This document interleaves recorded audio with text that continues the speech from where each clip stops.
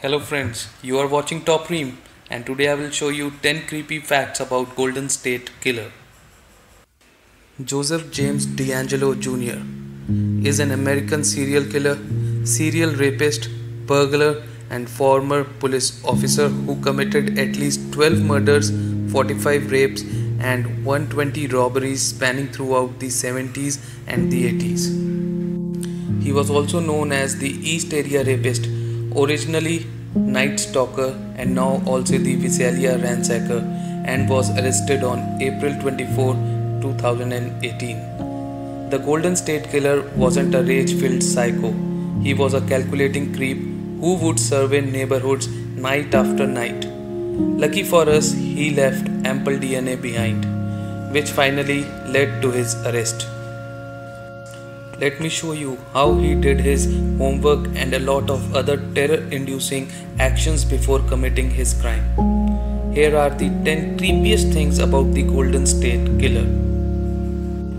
Before he was a murderer known as the Golden State Killer or the original Night Stalker, he was a serial rapist known as the East Area Rapist. The killer started by raping single women. He would wake them up in the middle of the night, usually around 3 am or 4 am, and immediately blindfold them. He always wore a ski mask just to be safe.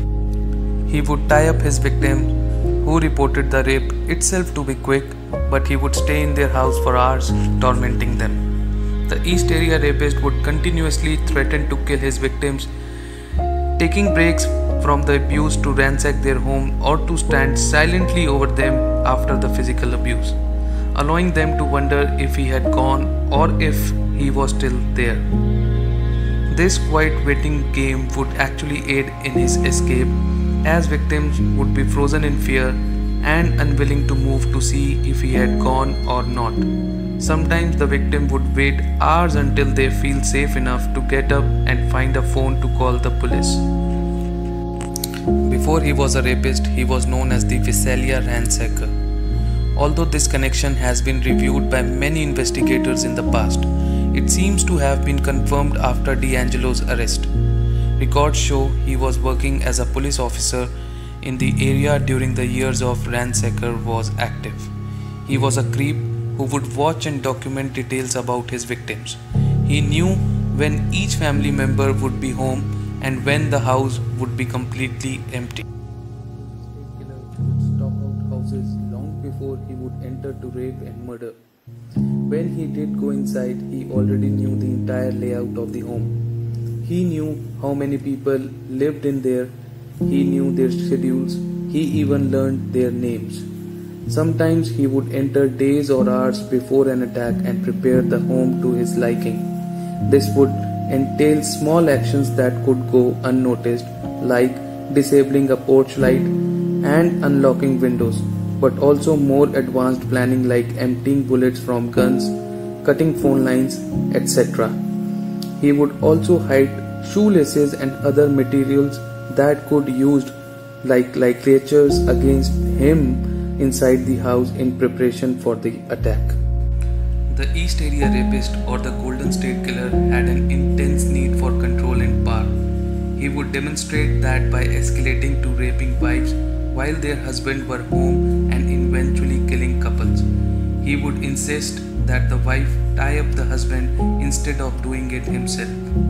He would have victims pleasure him only after they were tied up. He would use their names and reference familiar relationships to intimidate them by implying that he knew each one of them deeply. He would also exert his power by eating victims' food from their fridges and by stealing valueless personal items, but his creepiest habit was keeping their phone numbers. He was known to call victims decades after the attacks to taunt them. The killer's skill set was disturbing, and he proved to be committed to it as he stood and watched his victims for hours. He would stand outside home so long that his shoe prints were several inches deep. Tennis shoe prints and DNA evidence were present at most crime scenes. He crafted a routine that always started with waking his victims up by blinding them with a flashlight beam. His victims would almost always describe the same script he seemed to be working off. Don't move or I'll slit your throat. Even after the initial attack ended, the East Area Rapist would stand silently in the room waiting for the victim to stir, only to announce his presence again. Investigators said this was a successful scare tactic that ensured victims would not immediately get up to call the police even if they thought they heard him leave. Police kept finding change, jewelry and other stolen objects on the roofs of homes in the targeted neighborhoods. Initially they thought he was throwing the goods onto the rooftops, but eventually they realized their quarry was crawling around the roofs and the small items were actually just falling from his pockets. While it is still unknown if the alleged murderer kept trophies from his break-ins, rapes and murders, it was obvious that theft was not his main motivation. Often he dropped these items outside somewhere or even in the homes of future victims.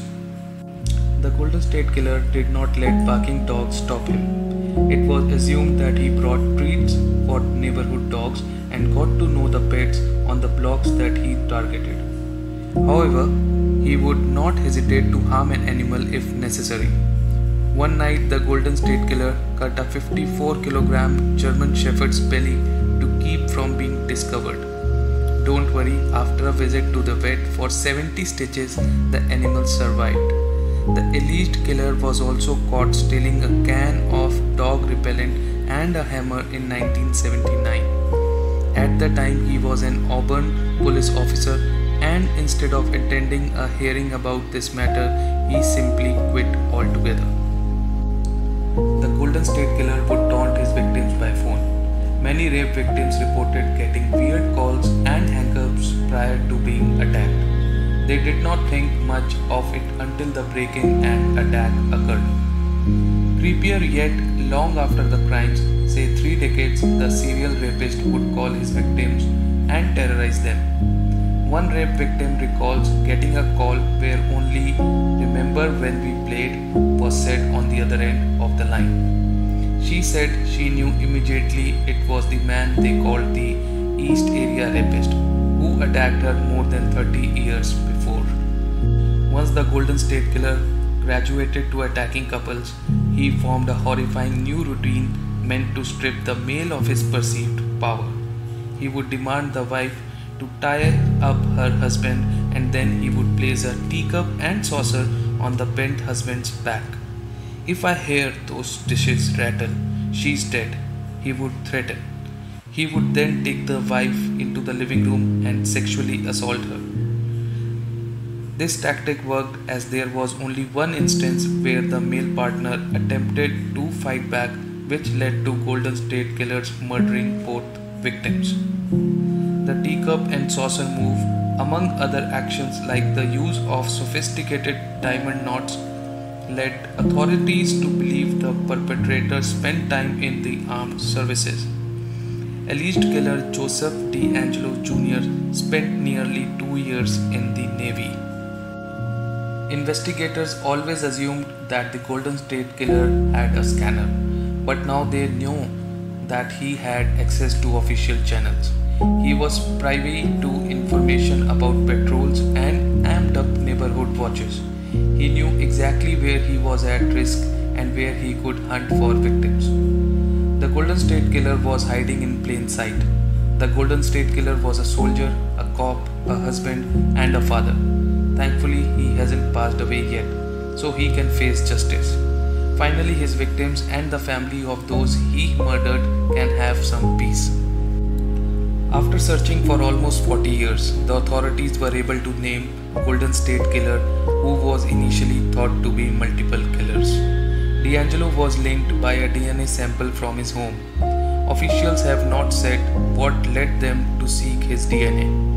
DeAngelo's neighbors found him odd and said he mostly kept to himself, but didn't suspect him of being responsible of these rapes and murders throughout the 70s and the 80s.